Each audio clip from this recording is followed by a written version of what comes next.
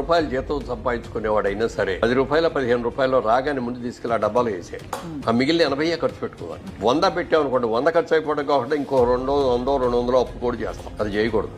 నేను ఉన్నా లేకపోయినా తినకపోయినా ఈ 20 రూపాయలు ఈ 20% తీసుకెళ్ళి నేను పక్కన వేయాల్సిందే అనేది స్ట్రిక్ట్ గా పెట్టుకుంటే ఈజీగా పైకి రాగలుగుతాం. మనకు సరైన అవగాహన లేకపోవడం వల్లనే ఇప్పటికీ లోవర్ మిడిల్ క్లాస్ పీపుల్ అలానే మిగిలిపోతున్నారు. వాళ్ళు కూడా రిచ్ కావాలి అంటే వాళ్ళకు ఉన్న దాంట్లో నుంచి ఖచ్చితంగా సేవింగ్స్ నుంచి వెళ్ళి కొద్ది అమౌంట్ను ఖచ్చితంగా పార్క్ చేసుకొని ఉన్న దాంట్లో ఎంత ఉంటే అంత కొద్ది దగ్గరైనా దూరమైనా సరే ల్యాండ్ మీద ఇన్వెస్ట్మెంట్ చేస్తే they become a rich people ఖచ్చితంగా అవడానికి ఆస్కారం ఉంది.